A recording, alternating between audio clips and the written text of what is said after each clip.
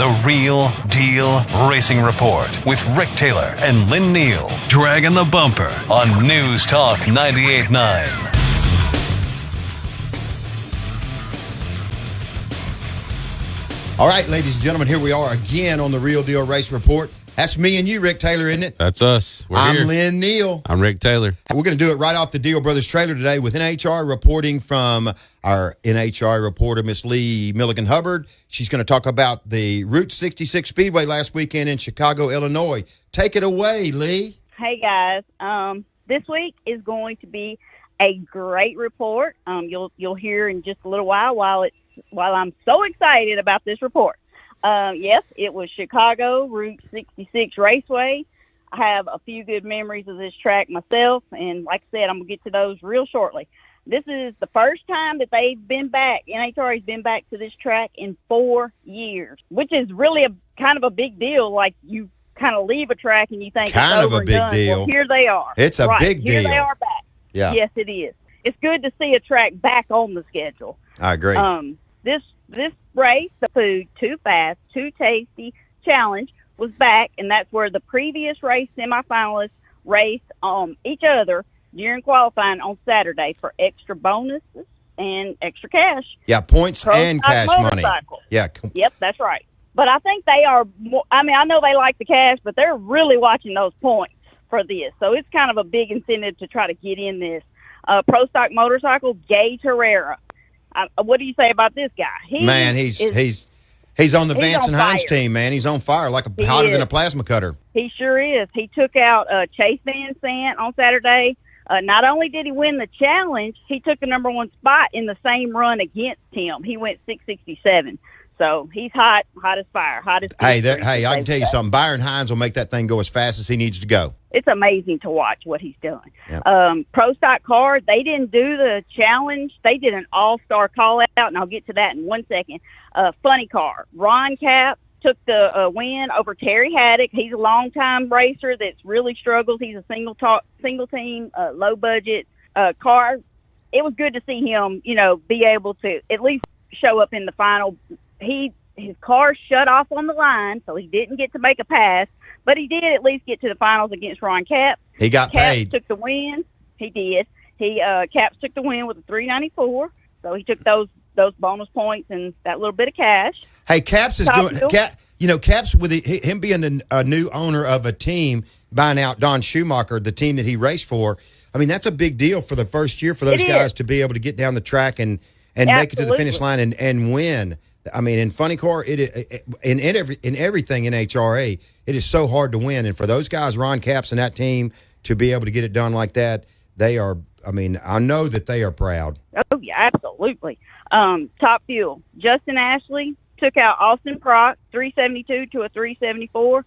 That's back-to-back challenges wins for Justin Ashley. So I mean, he's always a hot player in the category. Also, when I mentioned that about Pro Stock Car, they had a all-star call-out challenge. The number one seed was 00 Dallas Glenn. He called out the champ, Erica Enders. Oh, and she hates that. I know the Freemans hate it more. You know that's right. She comes out and says, okay, I'll race you for $2,500 on the side. So he's like, okay, challenge accepted. He goes out there and red lights against her and then runs the fastest run, 651. So he got the number one qualifying spot on that pass, but he lost the race and he lost the $2,500 to Erica. It ended up being Camry Caruso. We've been kind of talking about her a little bit. Second generation. She took third generation. She took out, yes, it is. You're right. She's third. She took out Aaron Stanfield. That's another elite car. They both ran 652. The margin of victory was 4/10,000. So they had a heck of a race. But she got him. So she had slightly better light, and it resulted in that win light and that bonus cash, bonus points. So here Sunday, that was the challenge race. On Sunday, the real race, Pro Stock Motorcycle. I just said Gage Herrera took that number one, 667, 200 miles an hour. He, like I say, he got the winner of the challenge. He's number one. And guess what? He's going to the finals. He took out Chip Ellis, who was riding for Matt and Angie Smith. Wow, on the third bike, a blocker. Yes, and Angie and Matt didn't do anything, so at least they had their, like you say, the blocker made it to the finals, but he didn't. Nobody can touch Gage right now. He ran 671 to Ellis's 679. Herrera's dominance continues. He's won every single thing there is to win in Pro Stock in 2023. He's a rookie. And he's a rookie. That's right. Exactly. Pro Stock car. Like I said, Dallas Glenn took that number 1 when he red lighted against Erica with 651. Dallas went to the final to face last race winner, Derek Kramer. So Dallas got the win when Kramer's car went sideways as soon as he took off, had to let off, sent Dallas straight on down the track for his 3rd win of the season. I can't believe how hot he is. It's really showed. I was talking about Erica Enders just a minute ago. They had the Pro Stock, Mountain Motor Pro Stock. She runs that, and so does her boss, Richard Freeman. He ended up taking her out in semis, and he went on to win the race. And so when they interviewed him, he said he was carrying the elite flag this year. Whoa. This race for them. Hey, listen, Mountain Motor Pro Stock, those are the 900 cubic inch motors, aren't they? They don't have a cubic inch rule in Mountain Motor Pro Stock. So they can be 965, they can be 1,015s, they can be however big that they want to be, versus in the regular Pro Stock field, they got to be 500 cubic inches or smaller. And the Mountain Motor Pro Stock, man, those things idle about 700 RPMs. They really are. I mean, and when they rev them things up, they sound like Godzilla under the hood. I bet they're a beast to drive, too. I'd like to find out. I sure would like to. I would like to. I would, too. So, but that was cool to see him, get up there and say, well, okay, I'm carrying the flag for the team, and he did. Are you surprised at him saying, are you surprised that he would say anything like that? I was. Yeah. I'm not. Not Richard Freeman. I know Rick's not, but I don't really know him like that. And I was just I know him good enough. I can believe he would say it. I know, that's right, yeah. Yeah, he didn't check up when he said it, that's for sure. Funny car. Number 1, Robert Height, 383, 335. John Force Racing.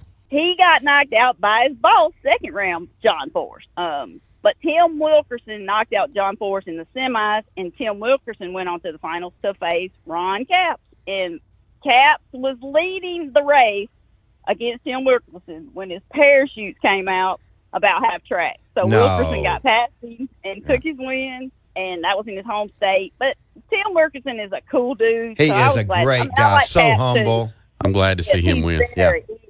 Yeah. So I was excited to see him win.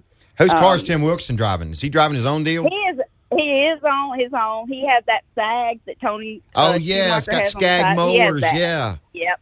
I'm a Skag mower fan. I own one. Zero turn. Well, great there mower. You go. Look at you support. I'm thinking they need to send me some contingency money. Every time you mow your grass, you should get a little check. Or at least a set of blades or something, a belt, a Kevlar belt for it. The next category, Top Fuel. I do a brother report. I'm going to roll this all into one. Mike Salinas was number 1, 368, 330 mile an hour, but that ain't the story I want to talk about. Everybody knows the 25 is I say everybody. Most people know the number 25 is a very significant number in our family. Clay's son Dalton, that was his racing number. It's just always about the 25. When Clay lost him, that 25 always sticks out to us. Sure. Well, Clay Milligan made his Top Fuel debut at Route 66 25 years ago. That's 25 years ago. In a rental car. He was in a rental car. He was the first Top Fuel car down the track at a brand new track in 1998 when they opened that track. Sponsored by the White Sox or something, wasn't it? Chicago White Sox, yeah. Because his owner at the time is a Chicago native, Peter Lehman. So that was a very cool sponsor that he came out with. And ironically, Sunday, on a side note, Clay was the first pair of Top Fuel cars down the track again. So that was another little ironic thing that happened. Yeah. But now he had us on the edge of his seat. Everybody knows they've been struggling this year. He qualified. There was 20 Top Fuel cars on the property. He waited till the last session to get in. We didn't even know if he was going to qualify. He qualified in the last session with a 376. That put him at number 11. You know, like I say, they haven't been trying to hide it, but once they got on, you know, on the board at least, I was like, well, at least they're going to race first round. First round, he had Sean Langdon. Sean Langdon smoked him. Clay ran a 373, first top fuel car down the track. So he kind of set the pace on that one. Second round, he got Doug Coletta. He got past him with 379. He went on to the semis, and that right there punched him into that Mission Food Too Fast, Too Tasty challenge for next race, which was that was cool to me. At least he made it to that too. He had Brittany Force in the semis. He knocked her out with a 377. The final shows up. He faced Josh Hart. They had a heck of a race. It really was. It was so close. I wasn't sure he won. Yeah, I didn't know he won until the announcer said it because you couldn't see it. Clay was. Tell him. Go ahead. Clay was a 49 on the tree to Josh's 52 on the tree. Clay goes 380 with a 1. Josh goes 380 with an 8. The margin of victory was 0.10 of a second. In top fuel. Clay's driving and Jim-O and the team's tuning finally got them in the winner circle. Hey, a new team owner, too, Rick Ware Racing. They needed it. Yeah, they needed it so bad. They needed it so bad. That's Rick Ware's actually his first win out of all his motorsports that he's in. Clay brings him his very first real win in a pro category. So it was very, very cool. 25 years ago, the 25 number is always, like I say, that's a significant number in our house. But that's Clay's second win in Chicago. The first one was 5 years ago. So he's won 4 races. 2 of them were at Chicago. So we really like Chicago. Yeah. I'd say. But hopefully there's more to come. The next race up is in 2 weeks at Epping, New Hampshire.